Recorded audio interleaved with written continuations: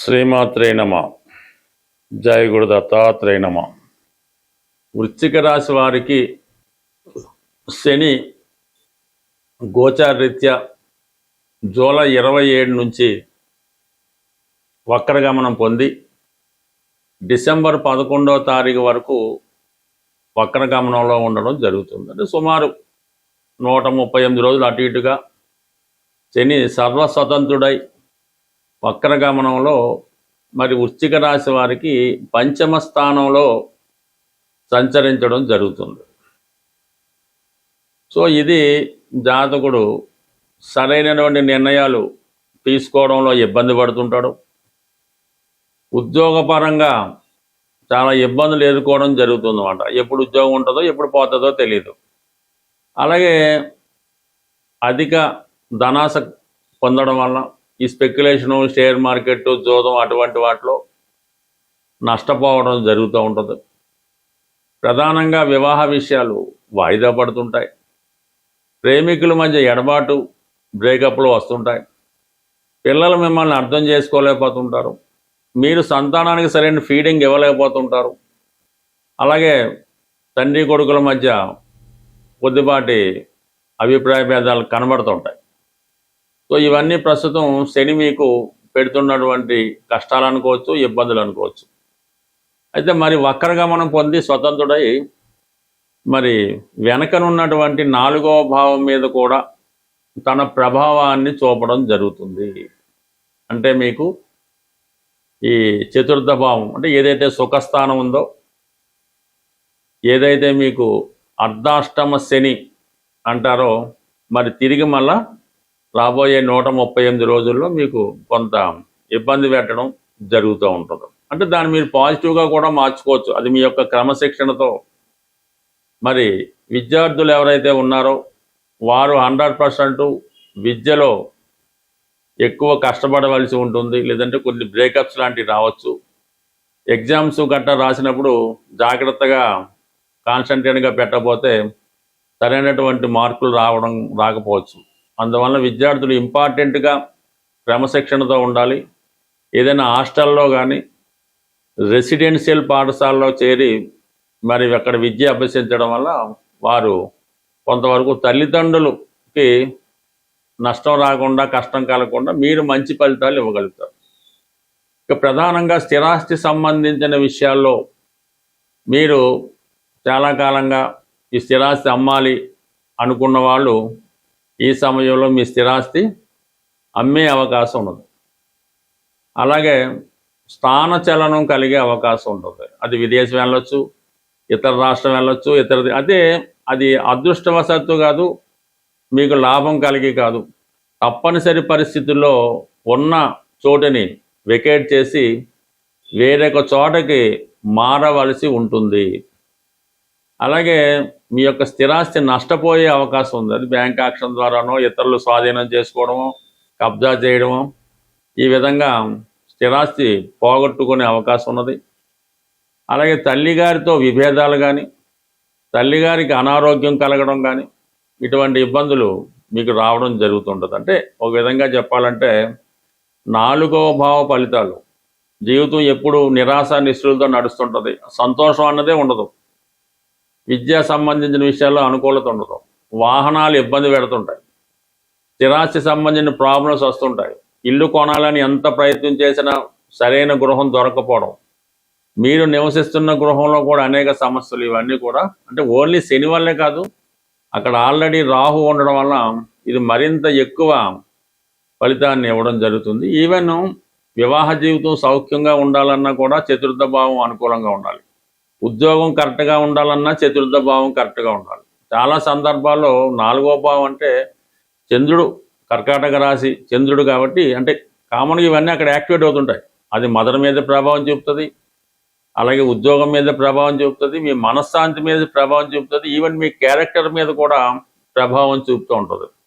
సాధారణంగా స్త్రీల యొక్క జాతకంలో ఈ చతుర్థ భావం పాడైనప్పుడు వారి యొక్క వివాహ జీవితం పాడవుతూ ఉంటుంది. కొన్ని నిందలు వాళ్ళ మీద రావడం వల్ల చాలా మనస్తాపానికి గురవుతుంటారు. బట్ ఏదైనా ఇప్పుడు ఈ వృశ్చిక రాశి వారికి అంటే ఇవన్నీ ఇబ్బంది పెట్టినప్పుడు కూడా గురువు మీకు అనుకూలంగా ఉన్నాడు.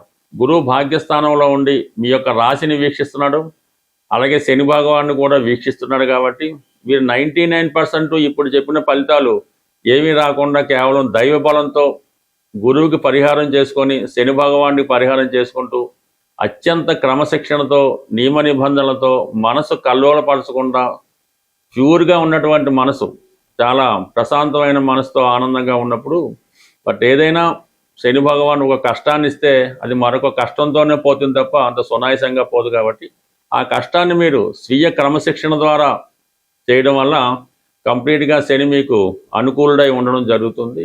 శని భగవానుడు అంటే శని ఏ రూపంలో అయితేనే అర్ధాష్టమ శని, అష్టమ శని, ఏలినాటి శని, ఈ విధంగా తన యొక్క అంటే శని 12 రాసులు మారడానికి 30 సంవత్సరాలు పడుతుంది. ఒక రాశి 2.5 సంవత్సరాలు. అంటే 30 సంవత్సరాల్లో కేవలం 7.5 సంవత్సరాలు మాత్రమే శుభ ఫలితం ఇవ్వడం జరుగుతుంది.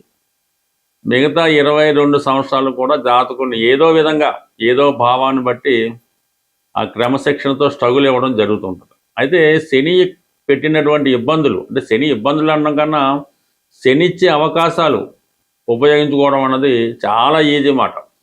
మీరు చేయవలసిందల్లా అత్యంత క్రమశిక్షణతో మన సాంప్రదాయాలు పాటిస్తూ పెద్దలు పెట్టిన నియమాలు పాటిస్తూ ఎప్పుడన్నా సరే ఎర్లీ మార్నింగ్ బ్రహ్మముహూర్తంలో లేగడం అన్నది అందరికీ సాధ్యం కాకపోవచ్చు. సూర్యోదయానికన్నా ముందు నిద్ర లేవడం, మధ్యాహ్నం నిద్ర అంటే అది ముసలి వాళ్ళకి రోగులకి ఎగ్జాంపుల్ ఉంటుంది తప్ప మధ్యాహ్నం అనేది నిద్ర ఎట్టి పరిస్థితుల్లో కూడా నిద్రపోవద్దు.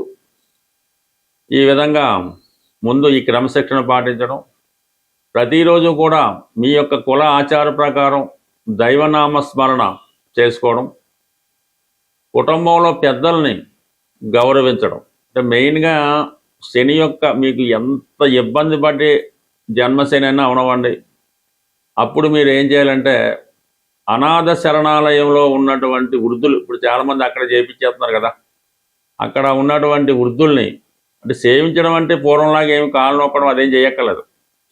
మీరు వాళ్ళకి అడిగి మీకు ఏంటి బాబు అవసరం, మీకు ఏమైనా బిస్కెట్లు కావాలా, లేదంటే ఎన్నో మంచీలు తాగుతారా, లేదంటే ఎన్నో మందులు తెచ్చి పెట్టాలా, అంటే వాళ్ళకి ఏదైనా ఇలాంటి సేవ చేయడం మీకు ఇష్టమైతే వాళ్ళు ఫిజికల్గా కూడా సేవ చేయొచ్చు.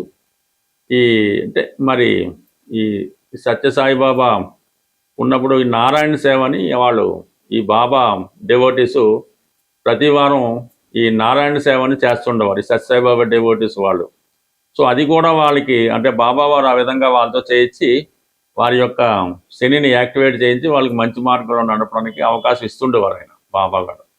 సో అలాగే రోగులు ఎవరైతే హాస్పిటల్లో రోగులు ఉంటారో ఆ రోగులకి సేవ చేయడం వల్ల మీరు మరణం లాంటి గండాన్నన్నా బయటపడే అవకాశం ఉంటుంది. అంటే ఆ మరణాన్ని నుంచి కూడా బయటపడవచ్చు. అంటే మీరు హాస్పిటల్లో చేరే అవకాశం ఉంది, మీరు హాస్పిటల్లోకి వెళ్ళి అక్కడ రోగులు సేవ చేయడం వల్ల అది ఆ విధంగా న్యూట్రల్ అవుతుంది. ఇది మాస్టర్ ఈకే గారు ఇటువంటి రెమెడీస్ వారి యొక్క భక్తులతో చేయించి వారి యొక్క దీర్ఘ రోగాలను కూడా ఆయన తగ్గిస్తూ ఉండేవారు. అంటే ఏదైనా శని సేవ చేయడం అది ఎవరికి, ఎవరైతే తన పనులు తాను చేసుకోలేరో వృద్ధులో బలహీనతో వాళ్ళకి చేయాలి తప్ప బాగా ఆరోగ్యంలో ఉన్నవాడికి మీరు ఎంత సేవ చేసినా పెద్దగా ఉపయోగం లేదు. పైపెచ్చి అది మీకు ఇంకో విధంగా ఇబ్బంది పడే అవకాశం ఉంటుంది. కాబట్టి ఈ నియమాలు మీరు అంటే బయట వారికి సేవ చేయడం, బయట వారికి భోజనం పెట్టడం కాకుండా మీ ఇంట్లో ఉన్నటువంటి మీ తల్లిదండ్రులకో తాతగారికో అమ్మమ్మలకో నాన్నలకో వారికి ముందు సేవ చేయవలసి ఉంటుంది. వాళ్ళ గురించి పట్టించుకోకుండా ఏదో వేరే వాళ్ళకి సేవ చేయడం, వాళ్ళకి మంచి చెడ్డలు చూడడం అది మీకు మరింత పాపాన్ని మూటగడుతూ ఉంటుంది. ముందు మీ ఇంట్లో ఉన్నటువంటి వృద్ధులకు ఎటువంటి కష్టం రాకుండా చూడటం, వారికి ఏదైనా అవసరం వచ్చినప్పుడు ఆత్మీయంగా వాళ్ళని పలకరించడం, అవసరమైతే వాళ్ళకి ఫిజికల్గా సేవ చేయడం, వాళ్ళ అవసరాలకి మంచి దుప్పటం, మంచి పడక ఏర్పాటు చేయడం, శుభ్రమైన ఆహారం పెట్టడం, వాళ్ళు పడుకునేలాగా మంచి పడక ఏర్పాటు చేయడం, వాళ్ళకు రూమ్ ఏర్పాటు చేయడం, ఇవన్నీ చేయడం వల్ల మీకు 100% అంటే ఈ శని భగవానుడు కేవలం తన ప్రభావాన్ని మీ మీద కాకుండా కుటుంబం మొత్తం మీద ప్రభావం చూపుతుంటాడు. అంటే మీరు చేసేది తల్లిదండ్రులకు పెద్దవాళ్ళకు సేవ చేస్తే రేపు మీ సంతానం మీకు సేవ చేయడం జరుగుతుంటుంది. ఇది ఏదైనా శని కర్మకారకుడు. మీ కర్మల్ని బాధ్యతల్ని కరెక్ట్గా చేస్తే మీరు ఏ దేవాలయానికి వెళ్ళక్కర్లేదు, ఏ దాన ధర్మాలు చేయక్కర్లేదు, ఏ పుణ్యక్షేత్రాలు దర్శించక్కర్లేదు. మీ పెద్దవారిని సేవ చేస్తూ అలాగే ఇతరులకు కూడా ఇబ్బందులు లేకుండా చూడడం. కేవలం మీ పని వాళ్ళు కూడా ఉంటారు, మీ డ్రైవర్లు ఉంటారు, ఇంట్లో పనిచేసే వాళ్ళు ఉంటారు, వాళ్ళ పట్ల కూడా వినయ విధేయతలతో వాళ్ళ అవసరాలు ఏమైనా ఇబ్బందులు ఉంటే వారి అవసరాలు తీర్చడం వల్ల కూడా మీకు ఈ శని యాక్టివేట్ ఉంటుంది. అలాగే మీ యొక్క వ్యాపార వ్యవహారాలు కూడా చాలా అనుకూలంగా రావడం జరుగుతుంటుంది. బట్ ఏదైనా శనిని కంట్రోల్ చేసే శక్తి మీ చేతుల్లోనే ఉంది. అది మీరు ఎంత కష్టపడి చేసుకుంటే మీ యొక్క అభివృద్ధి, ఆరోగ్యం, ఐశ్వర్యం అంత అనుకూలంగా ఉంటుంది. స్వస్తి.